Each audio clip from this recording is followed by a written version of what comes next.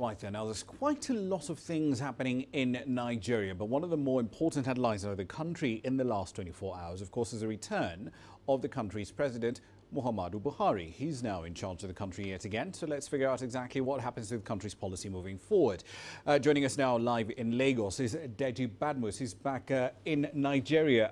Good to see you, Deji. So in his first speech, once he came back, Mr. Buhari emphasized the need for unity in Nigeria. He said it was completely non-negotiable. Why did he need to address this on his return? Walk us through the context of those remarks.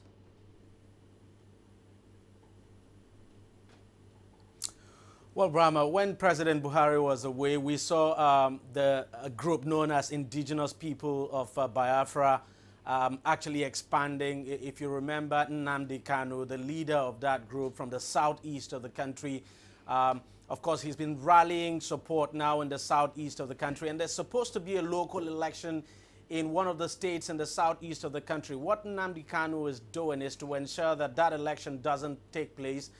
He's basically asking that a referendum be conducted for the people of the southeast, seeking to break away from Nigeria. So it is against that background that the president actually gave that speech. And of course, from the wordings of the speech and from what the president read, his speech was no doubt basically targeted at groups like Nnamdi Kanu and some other groups, of course, that had been seeking to break away, preaching secession now from Nigeria. So that's the background under which the president now gave that speech, basically warning, secessionist groups now that the government was just going to get tough on them. Indeed, and of course, with this, we can't really escape the spectre of the Biafran civil war around that particular question. But let's turn to the economy, though. Now that Mr. Buhari is back, what should we expect to happen on the economic policy front? Should we expect him to continue the reforms that had been introduced by the Vice President, then Acting President Yemi Osinbajo, or should we expect a much slower pace of economic reform?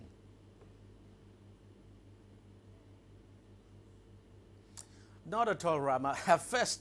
One thing you must understand is that you don't have two presidents in the country. It was a joint ticket, and of course, whatever policy, whatever the vice president or acting president, as he then was, did, he did as, as part of the presidency. So there's just no point at all. There's no way the president would come now and reverse anything at all that Vice President Yemi Osinbajo actually did when the president was away. And besides, we also know that there was no major policy decision that the vice president or the acting president, as he then was, took without consulting with the president while he was in London. We know there was consultation, so decision was taken by the government, and we do not expect any reversal at all. The policy, of course, the policies would continue, and of course, we can see that some of these policies are beginning to bear fruit.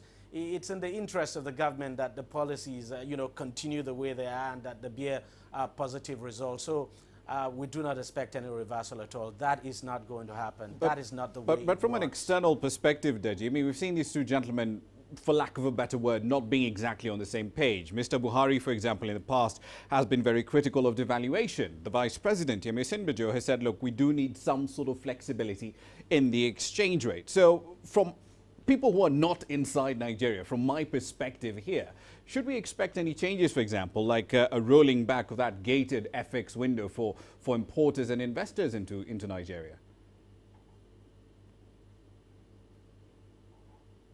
Now, Rama, you're quite right that initially, at first the president was of course critical of the devaluation of the naira. But do not also forget that at some point in time, the president had to bend. I mean, the president had to accept, and that was when the Central Bank of Nigeria introduced the flexible exchange rate. And so I don't expect to see anything change. Nothing is going to change at all. As a matter of fact, the central bank introduced a flexible exchange rate before the president traveled abroad for his medical leave. So the president was already amenable to most of these changes. I mean, talking about monetary policy changes now, the foreign exchange policy changes and all of that. So we do not expect a reversal. As I said, there was no decision at all that acting president at the time, Yemi Osinbajo, took that he did not do so without the consultation of the president. The foreign exchange policy, for instance, we can see is beginning to yield positive results. We now have some stability in the foreign exchange market. The naira is stable.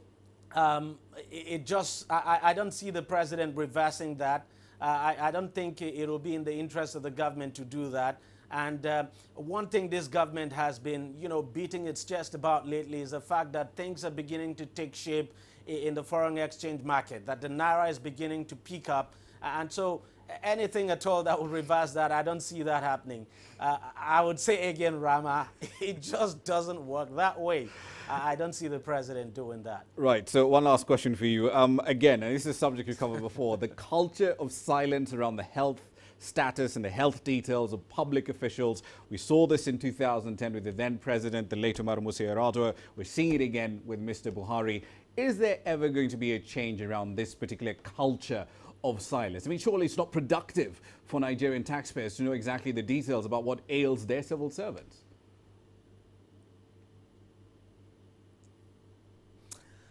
Well, to be candid, Rama, I don't think there's going to be a change. Even after President Buhari, if the next president comes around and he falls sick, I don't think there's going to be a change unless the individual occupying the office decides to make the change, or unless the Constitution makes it mandatory for the president to disclose whatever is wrong with him. I mean, when a president, for instance, falls sick. Now, since it is not constitutional, since it is not in the Constitution, it is up to the individual occupying the position to, come out clean and say, look, this is what is wrong with me. We know that when President Yar'Adua, the late President Yar'Adua, when he was ill, it took a very long time, and it took a lot before his spokesperson actually came out to say what was wrong with him.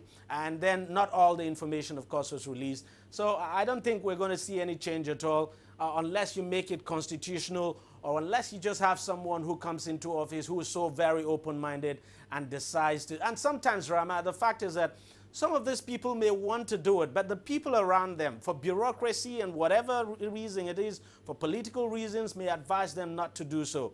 For instance, I do not see President Buhari as someone who would want, to hold back. I mean, not to say what is wrong with him, but sometimes when you're occupying such a sensitive position, it goes beyond what you want.